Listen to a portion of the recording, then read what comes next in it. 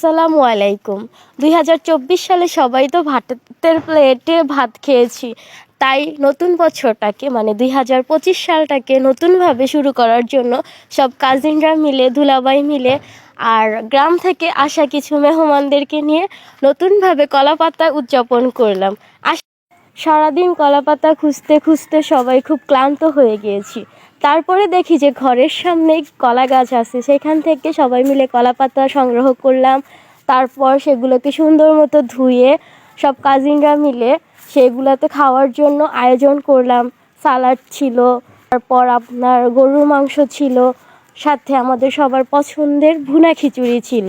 সেই সব কিছু নিয়ে একসাথে সবাই খুব মজা করে অনেক হাসি ঠাট্টা অনেক কিছুর মাধ্যমে নতুন বছরটাকে সুন্দর করে উদযাপন করলাম। আশা করি আমাদের মতো সবাই নতুন বছরটাকে নতুনভাবে উদযাপন করার চেষ্টা করতেছেন, কিন্তু আমরা একটু ভিন্নভাবে সবাইকে খুশি করানোর জন্য এই কাজগুলো করা হলো।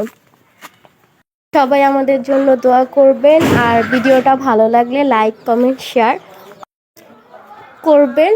আর আসসালামু আলাইকুম, সবাই ভালো থাকবেন।